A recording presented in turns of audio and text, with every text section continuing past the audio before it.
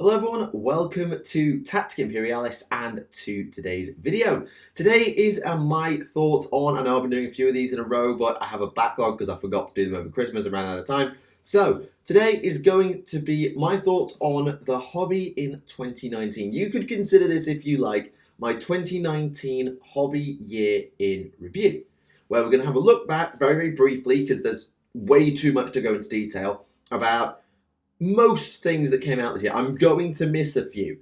GW put out a series of articles of what they released this year. That's not comprehensive, but it's still a huge trio of articles, and there's more in there that they don't even talk about. There was so much stuff released this year. It's ridiculous. That's obviously nothing new. 2018 also had this, but it is just genuinely shocking when you look back and see just how much we got. It is kind of crazy.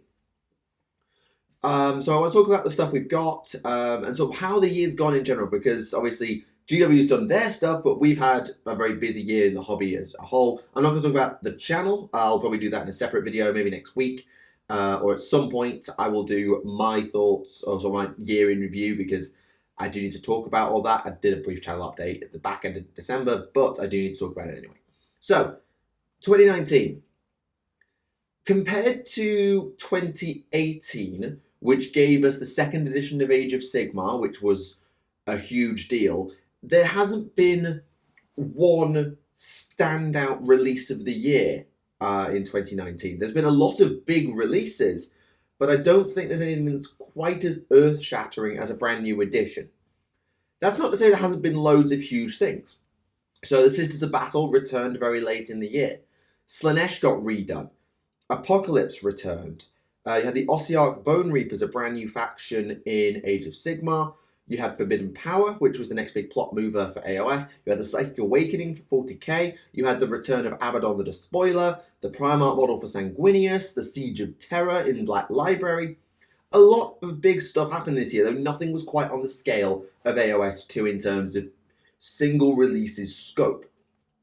But what we have got is really good for, depending on the game system, either bedding in or filling in what the situation is for the games.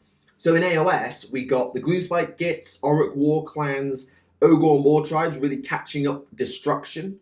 We got the Cities of Sigmar, we got the Fire Slayers 2.0 Battle Tome. We received Skaven, Flesh Eater Courts got their 2.0 book, Silverdeath got their 2.0 book, and perhaps most importantly, we got Slaves to Darkness, as well as, of course, the Ossiarch Bone Reapers I already mentioned. Because the Slaves to Darkness, and particularly combined with the Cities of Sigmar, really sort of set the baseline of what the realms are like. And combine that with the Oryx as well, who are obviously quite widespread, it really beds in sort of the general state of play in the mortal realms. And in 2020, we know we're getting the Pointy Elves of Hysh, led by Teclis, which will really fill in one of the only realms we know very little about. So getting that for Hysh. And then when we get Malerian's Elves, which may be toward the end of 2020, may not be till 2021 or even later, that will fill in the rest of the gaps on Ulgu that was left behind by the Daughters of Cain. So they've really done a good job of filling in the baseline. Here is the universe and how it fits together. And now they can build onto it with the plot established by the Ossiarch and the Slaves to Darkness in Wrath of the Everchosen in 2020. For 40k, Vigilus at the start of the year pushed the plot forwards a little bit, sort of finishing off the War of Beasts Vigilus arc for the plot by bringing Abaddon back to fight Calgar, and that sort of gave us the new end point for the plot. Like, this is the furthest forward in history we've got, as far as I'm aware, though obviously they don't really have a calendar anymore because of the Great Rift, so it's hard to exactly keep track. And now in the second half of the year, they've gone backwards a little bit to the Psychic Awakening, which has happened around the time of the end of the Indomitus Crusade. Because that's when Psychic Awakening 3 with the Blood Angels happens. It happens after the devastation of Baal. So I'm putting it in roughly that sort of time zone. Though, of course, it will vary by book, and it might be a bit unclear anyway because of the timeline shenanigans. Either way, there's kind of fill in now, what is the galaxy like after the Great Rift? Because we got the Great Rift in 2017, was when 8th edition 40k came out. Well, we got this new state of the galaxy, we got Gilliman back, but we didn't know anything that happened, because like, the Indomitus Crusade happened, And now we're 200 years later, and here's where we are. What is the state of play now? And thanks to particularly White Dwarf, as well as a few codexes like Gene Stealer Cults, and who else had a codex? The Space Marines 2.0, Chaos Space Marines 2.0. The Sisters of Battle all have helped bed a few things in, but especially the White Dwarf index articles for the Sisters of Silence, the Flesh Terrors was a really interesting read, the Inquisition. They've really helped to bed in sort of what is the new state of play? How do things function in this new version of the galaxy? And that, I think, is what they have to keep doing, particularly now looking at Imperium Nihilus. How does it all fit together? Dante, we know, is the regent, and he can use that to call in assets. We see it's like Awakening 3. But what does it mean for the galaxy as a whole now in Imperium Nihilus? And where are we, in essence? They need to keep going in that direction. I'll talk about my sort of hopes and predictions for 2020 in a future video, so I'll come back to that another time. Either way, the lore has really been bulked out for both game systems this year, and that's great. Rules-wise, 40k, I think, has finally reached a state that GW are happy enough with it, and the player base is happy enough with it. Obviously, it has its problems, and things get patched, particularly Space Marines, when they came out, had some rather notoriously bonkers stuff. But I don't remember there being a big FAQ for 40k that actually changed the rules of the game very much in the back end of 2019. Because we had 2 in 2018, we had 1 at the start of 2019, but toward the end of the year, I don't remember what happened in that second big FAQ, if there even was one, which means that it didn't make a consequential enough change. So it tells me that DW are a bit more happy with where the rules are in terms of competitive balance, and that's a good thing. On top of that, Age of Sigmar is having its General's Handbook in June, which added a few new game modes and introduced a new set of points values, and they've had a recent errata which changed a few of the point values again. But again, the core game of AOS seems to be in a decent place, and the rules team seem quite happy, and the player base seem quite happy. So, good. The rules are in a good place. Miniatures-wise, do I even need to comment on this? The miniatures this year have been stunning. Abaddon won Model of the Year, which I think is an injustice for Catacross. I love the Abaddon model, but Catacross, come on. Like, that is one of the best miniatures of all time. Never mind this year. It was crazy. And the fact that it didn't win tells you just how high the bar was. The Gloomspite were hugely popular. The Sisters were hugely popular. And there were some sleeper hits, like the Chaos Knights that came out. The Lord Discordant proved to be exceptionally popular. There were a load of amazing models. The Keeper of Secrets back in April. Wow, that miniature was amazing. Genuinely, the miniature's quality has just gone up and up and up and up and up. Plus, Middle-earth has really started to come back into its own. I don't really follow Middle-earth, so I don't want to comment on its game quality, although I hear it is quite good. And the miniatures have got a little bit better, because some of them looked really derpy for a while, but I think they've sort of got that sorted now. Horus Heresy, obviously sort of rebuilding after everything that happened with Loss of Alan Bly and having to rework the team and new writers and all that stuff. But Sanguinius was a triumph. Book 8 seems to have gone over very well, and they're building very nicely to Book 9, and the Dark Angels miniatures in particular are looking really, really nice. And then we have all the sub-games. Warhammer Underworlds is going from strength to strength. Necromunda's got a bunch of new stuff going on with it as well. Aeronautica Imperialis has returned. I don't know how popular it's been because I'm not a national or international judge of the thing, but it seems to have gone over quite well. Blackstone Fortress has continued to be expanded upon. Great. Titanicus has continued to be expanded upon. Great. Warcry has been a real smash hit as far as I can tell. To the fact that they're adding new stuff all the time, like the Monsters and Mercenaries. Gotrek's now in the game. You've got the new monsters that have been added. They're constantly updating Warcry as well, which I'm really happy about. Again, I don't want to speak to its total popularity, but it seems to have gone over really well, and its compatibility with Age of Sigmar for Slays the Darkness now means that it will probably become even more popular because you can just use the army in both games. And Blood Bowl, can't comment on Blood Bowl, but the miniatures look really nice for it once again. Genuinely, there is so much going on for hobbyists right now. If you're a miniatures person, need I say anything about how good the miniatures are? And if you're a skilled converter, then you're probably having a field day. If you are a speed painter or someone who needs to get armies done quickly, you've now got contrast paints, which have proved to be successful at what they were designed to do. Again, I've not used them, so I can't really speak to how good they actually are. But from what I gather, they're very, very good. So great for contrast. And the precision painters, well, the miniature design goes up, you're better able to paint them with more detail. Ergo, that's a good thing. If you're a gamer, you've got way more diversity in the games. The game's being updated a lot more with balance changes, which is helping to keep it fresh.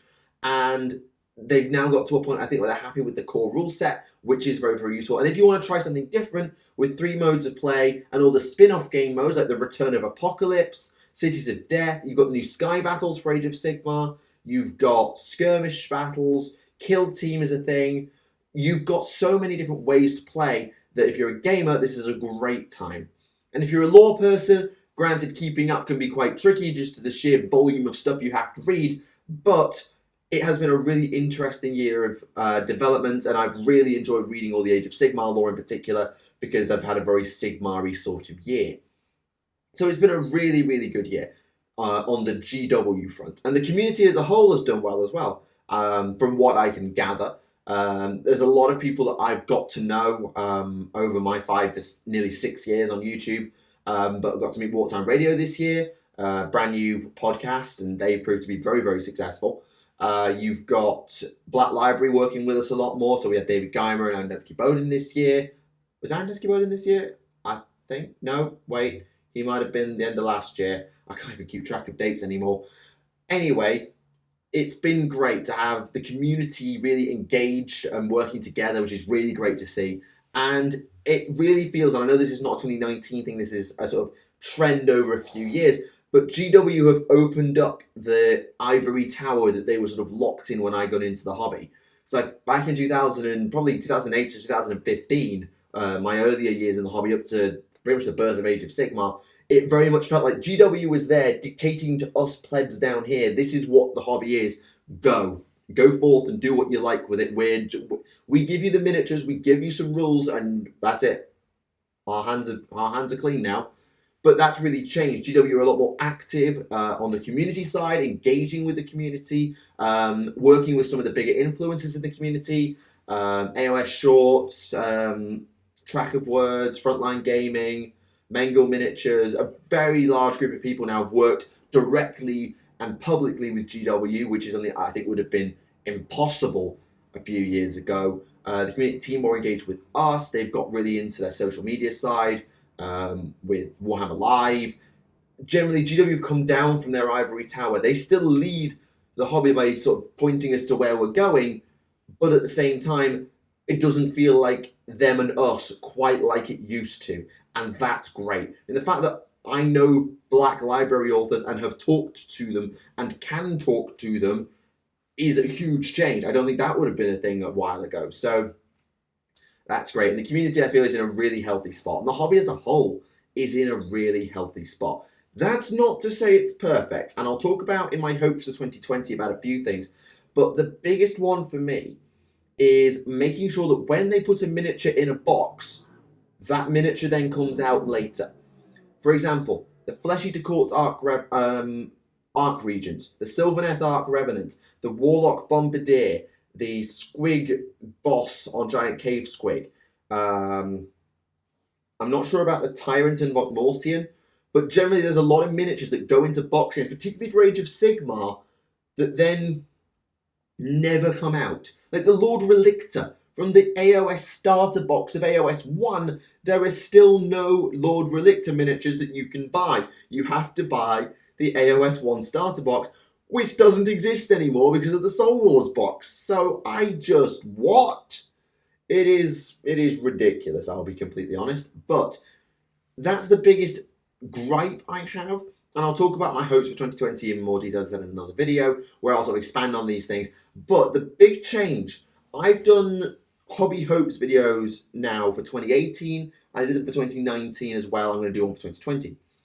In the 2018 video, I had a list of suggestions and fixes. So things that GW I felt needed to do.